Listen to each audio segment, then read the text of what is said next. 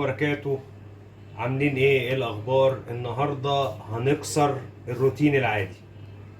عندك موز، عندك سكر ولبن. تعالى اقول لك هنعمل بيهم ايه. رفعنا كيلو لبن على النار، هننزل عليه بكوبايه سكر، قلبه كويس.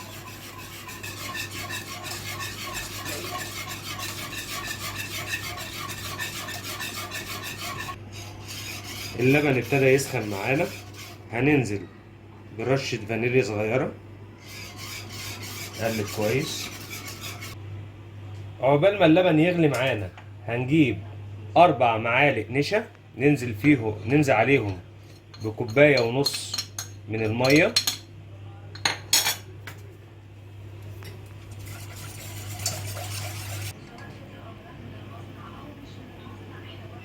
اللبن ابتدى يغلي معانا، هننزل عليه بالنشا ونقلب كويس.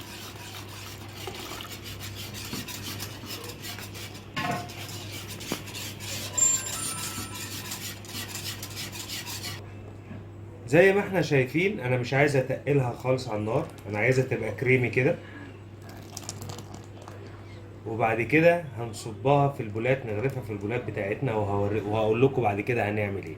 زي ما احنا شايفين السمك بتاع المهلبية بتاعتنا، هنجيب بولات الغرف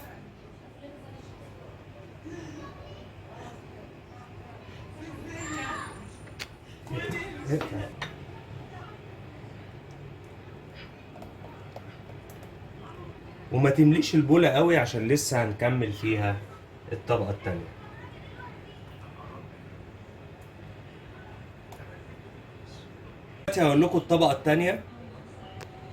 دلوقتي هقول لكم الطبقة التانية هنعملها ازاي. نجيب الموز نقطعه رفيع،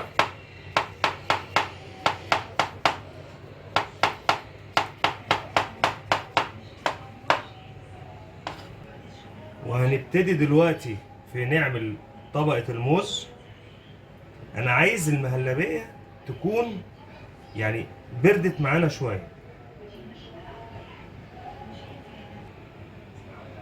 رصينا الموز بالشكل اللي انتوا شايفينه ده، وتعالوا معانا نعمل الصوص اللي هنحطه في الطبقة اللي بعد كده. سخنا حلة على النار، هننزل بكوباية سكر عشان يتكرمل. حلة على نار هادية،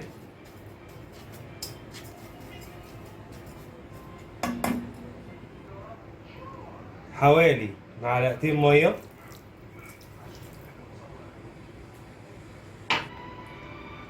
كده السكر ابتدى يتكرمل معانا زي ما احنا شايفين اللون.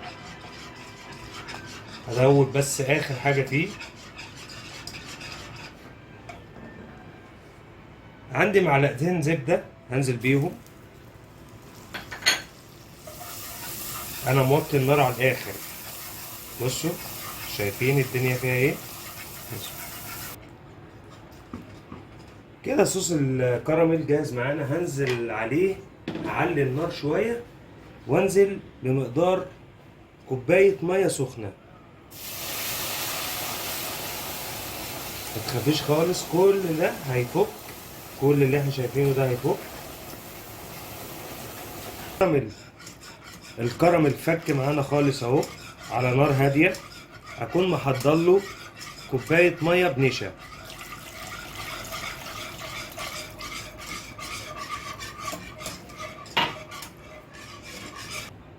وبكده بص السمك بتاع صوص الكراميل، بكده صوص الكراميل يبقى خلص وجهز معانا. هننزل نستنى الاول شويه يبرد، وبعد كده هننزل عليه الموز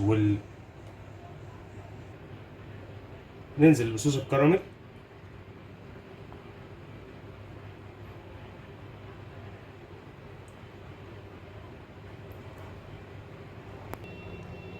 وبكده يبقى المهلبيه بتاعتنا خلصت، وبالهنا والشفا.